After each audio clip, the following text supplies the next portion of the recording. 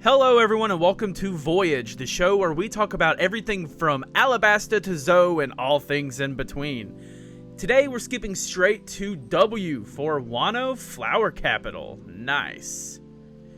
Now it's a little weird to start this YouTube channel off and all these chapter reviews with 1016 when, you know, there are a whopping 1015 that we haven't covered, and well, this is also the first video. Just ignore these details because we're gonna get into this and, you know, just jump in the middle of the action, and maybe in the future I'll do a recap video about my opinions on Wano so far and why I believe this could be a top 5 arc for One Piece.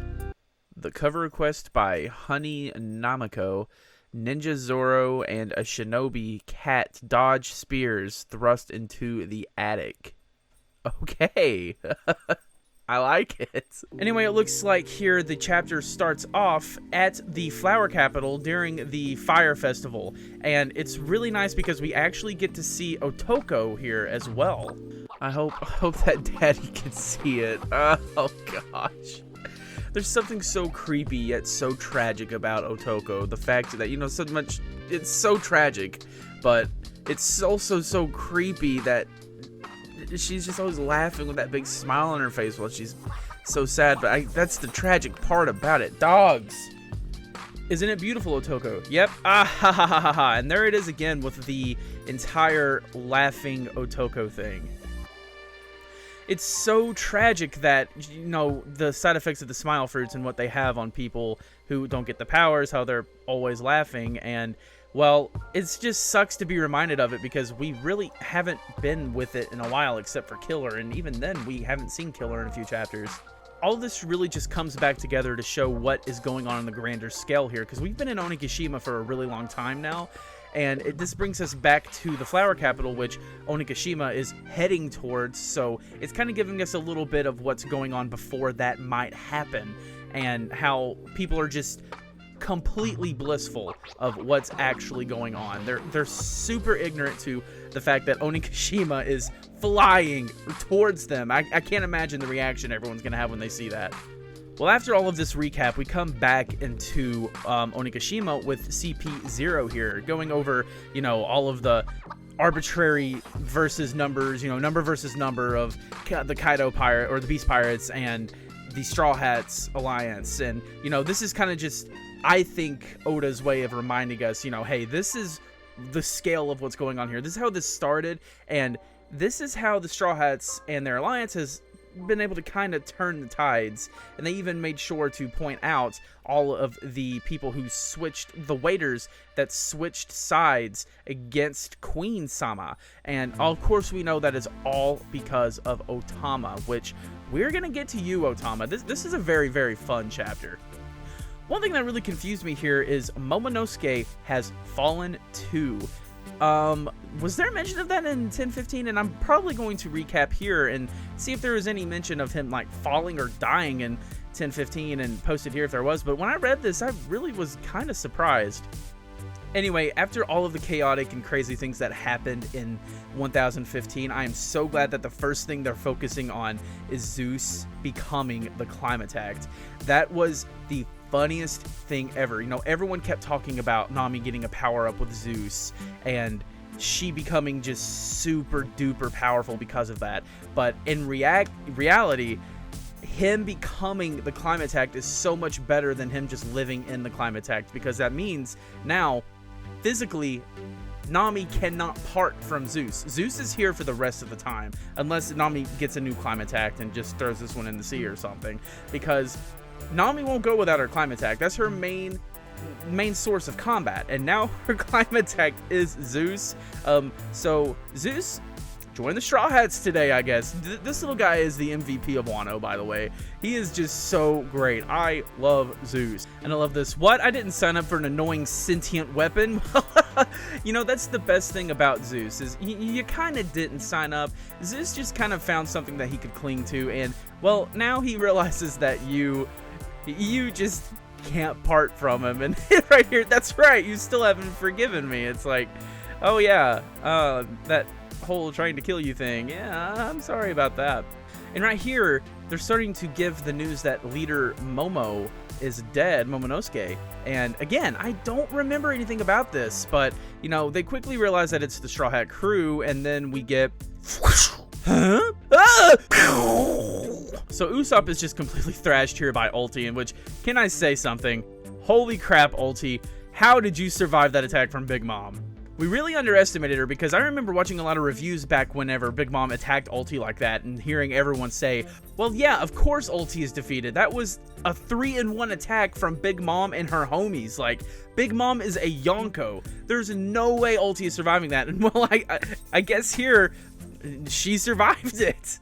Well, yeah, Ulti finds out that Otama is the one behind all of the waiters turning on Kaido and everybody, and, well, she is going to do just exactly what everyone else in Kaido's pirate crew does, and attack a child. So right here is something I really love what Oda did.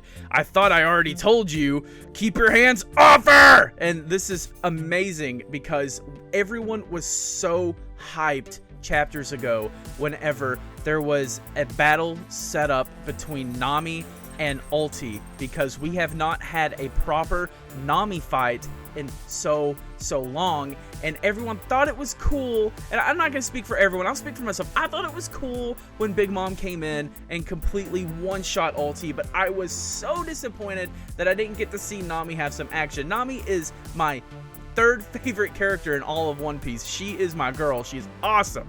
But it was so disappointing not to see her get the action she deserved. And right here, I can see that fight was put off so that she could have this setup to get Zeus in the climate act. Because at that point, she would have just been fighting without Zeus. And everyone thought, yeah, halfway through the fight, Nami's gonna get a power up through Zeus and then beat Ulti. But now we see here that was never the plan, because Zeus wasn't going to be the power up that we thought. He's becoming the climate act. So the whole Big Mom interruption led to, Zeus and Big Mom's betrayal, or Zeus's betrayal on Big Mom, and, Zeus getting thrown away and finding his way to Nami in this form of becoming the climate act. And let me just say, some of the feats that Zeus pulls off here is just so amazing. He points out here, yeah, well, she's still pretty weakened from when Mama hit her, which, makes sense. It's surprising enough that she even survived, but her being weakened from it, yeah, it makes total sense. And right here, I love this. Nami says, I can't use a big attack, it'll hurt Otama as well. And then we see Usopp doing the classic Usopp thing, lethal green star. If you remember, if you watched One Piece Stampede and how something similar happened to Bullet in that movie, this is one of the things I love about Usopp. So Usopp sets this up to, split up Otama and Ulti so that, Nami can say, okay, well, Otama's over there now, so Ulti, you're mine. Yeah, I'm just gonna full on attack you with a lightning bolt, man. Yeah, I mean, you're done. You're done. And that's just what she does. So this part right here was a little weird. Zeus, not anymore. Give me a new name. She says Cotton. I really think that is an adorable name, and I would have loved that. But in the very next panel, he just says, I am Zeus, Nami's right-hand man. And, this might be a case of this being the scans. I need to wait until the official translation comes out, and the official translation will come out after this is posted. So I'll post a panel here if it ends up saying something different, but this really confused me in the scan. And then, of course, Nami hits Ulti with a thunderbolt, but misses, and this is where you see the true power-up that Zeus can play.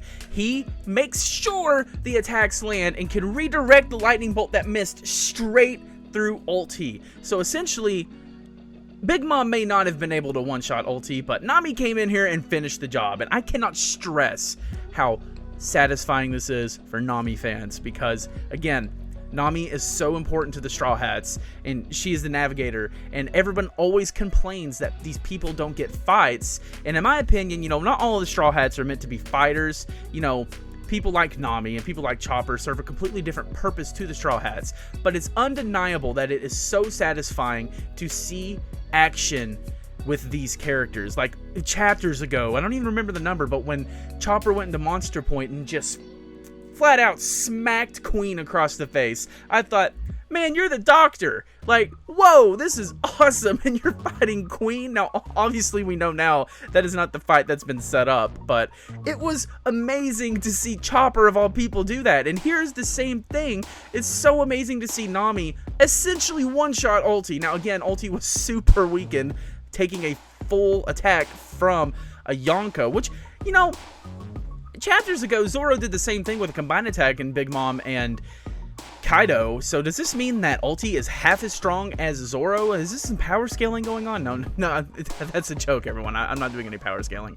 But it's amazing. We get to see everyone's reactions here to, you know, one of the Flying Six being defeated by Nami. And again, oh, it's so amazing, so satisfying. And then Usopp does another clutch thing here, wobbling up the person that was going to make the announcement about Lord Momonosuke with Green Star Devil, and then he says, I don't really get it. She seems to be a transmitter. Give your orders. Giving Otama a way to give her orders to officially get everyone she can on the side of the Straw Hats. And let me just say, there are so many Straw Hat candidates in this arc, and this is an entire other video, but I just want to say Otama is on the top of my list. She is one of the greatest characters Wano's ever introduced. She is awesome, and she would make an amazing apprentice. So yeah, that's my number one wish. And then of course we get the announcement starting. This is Otama. That's her, our master. And then we get Otama-chan from Sanji, who is super like, what is she doing here? And this was kind of a reminder to me, saying, huh, I guess not everyone knew Otama was actually on Onigashima, because she's been here for so long, and it was a surprise to people when she was there, but it kind of was like, oh yeah, I guess not everyone knows she's here. So seeing Sanji's reaction was actually a really good reminder of, hey, this is shocking, be shocked, because I'd honestly forgotten about that. So good touch there from Oda, kind of a little bit of a callback to, you know, the actual situation and what's going on. But of course, in true One Piece fashion, she starts this speech and doesn't finish it. This happened chapters ago when Momonosuke was starting a speech and it didn't get finished until chapter later, and it happened again with, you know, Kaido saying the thing about Joy Boy when he beat Luffy. You know, what the heck was he talking about? We probably won't know for a while. This isn't a bad thing. It's foreshadowing, and it's what keeps people reading week to week. And, you know, it's one of the things that gets me excited to read the scans. I'm just like, oh god, I gotta know. So it's awesome. It's just super awesome. Anyway, we go back to the rooftop with Kaido and Yamato, and let me say, this was super hype for me, because when I saw this end at the last chapter, I thought there's no way we're going to pick up here again. We're going to have build up of things going on everywhere else. We'll get to this eventually. Man, it was so great to see this happen. I was so excited. So Kaido says, Straw Hat and Odin's brat are already dead. If you're going to play, you should have learned to protect your pieces. So it's really setting up here some kind of tension between Yamato and Kaido, which of course there was already, because when we got introduced to Yamato, he was stating clearly, hey, I want to be Odin. I hate my dad. I mean, I'm Odin. And you know, that must feel weird to Kaido, you know, the one and only person who's ever been able to injure you. Well, in recent years, you know, there's probably been a lot of people, especially during his days with Rocks, but Odin was able to actually scar Kaido, and his own son is like, yeah, I'm Odin.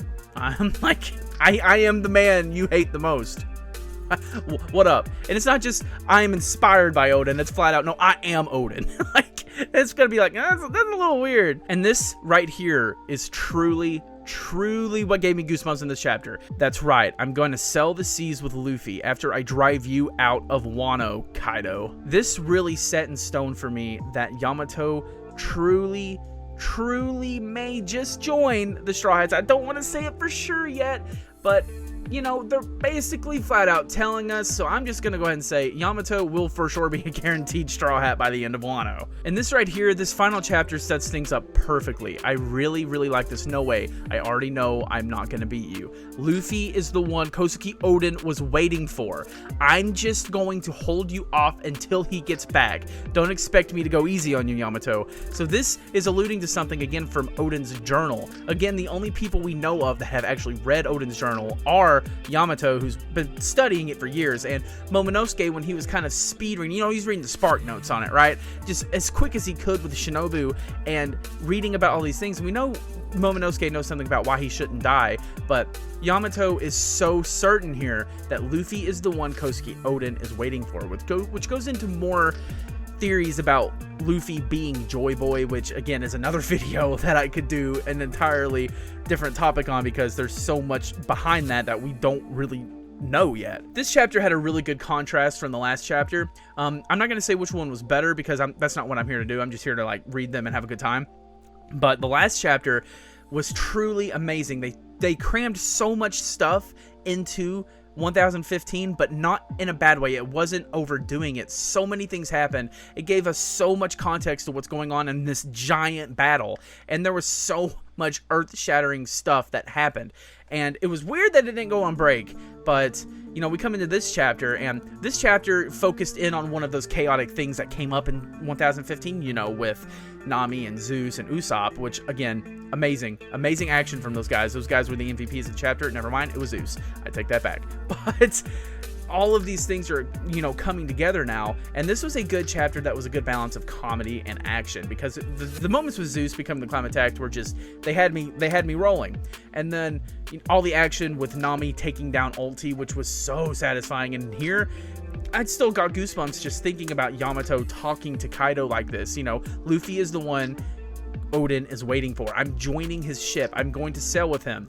I am the one who has inherited Odin's will. I believe Yamato thinks that, and that's why Yamato is trying to be exactly like Odin. And here, I know I can't beat you, but hey, I can keep you busy.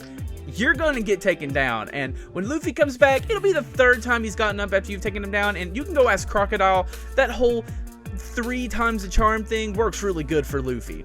You know, outside of all of the amazing things that happened in this chapter, the chapter did end with one thing that leaves all One Piece fans crying.